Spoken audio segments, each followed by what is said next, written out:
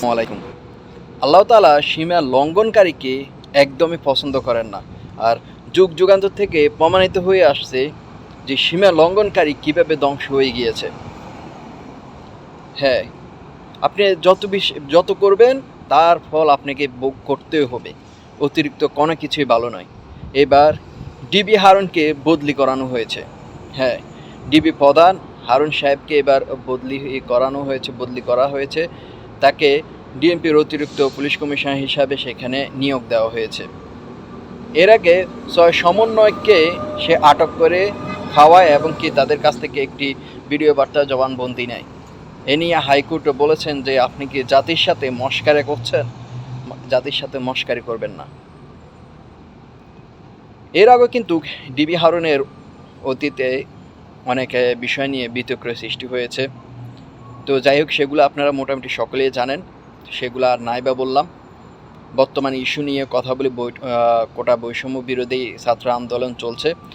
এই কোটা বৈষম্য বিরোধী ছাত্র আন্দোলনে নানানভাবেই জড়িত রয়েছেন ডিবি হারুন সাহেব। ডিবি হারুন সাহেবের তাই নয়, আরও একটি ভিডিও আমরা সামাজিক যোগাযোগ মাধ্যমেও দেখতে পেয়েছি যে তার অনৈতিক একটি ভিডিও, যেটা আপনারা হয়তো অনেকেই দেখছেন। সেটা সত্যতা কতটুকু আমি জানি না, আপনাদের মতো আমিও দেখছি। তো সবার উদ্দেশ্যে সবার জন্য বলছি, অতিরিক্ত অতিরিক্ত কোনো কিছুই ভালো না। আপনার সম্মান আছে, আপনার পদ পদবি আছে, ক্ষমতা আছে। ক্ষমতার বলে আপনি যাকে ইচ্ছে যাকে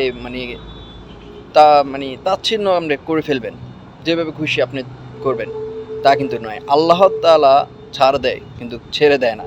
ধরা আছে আপনি বাপকেও ছাড়েন, আপনি পাপ করতে যখন গলা পর্যন্ত হয়ে যাবে তখনই চাবি ধরবে। এইটাই বাস্তব। হ্যাঁ প্রিয় দর্শক, বেশি কিছু বলবো না। বুঝার মতো কথা হলে এক লাইনে আপনারা বুঝে যাবেন। আর এখনো সময় আছে, যারা এই ধরনের কাজে ছাত্রদের উপর এইভাবে অত্যাচার অবিচার করছেন, পতন হওয়ার আগে সময় থাকতে আপনারা পদত্যাগ করেন। পদত্যাগ করলে আপনাদের সম্মান থাকবে, আপনার সব কিছু থাকবে।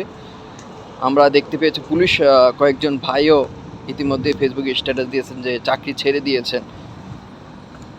তাদেরকে সাধুবাদ জানাই, ভালোবাসা অবিরাম। ভালো থাকবেন সবাই। জয় শিক্ষার্থীদের অবশ্যই হবে।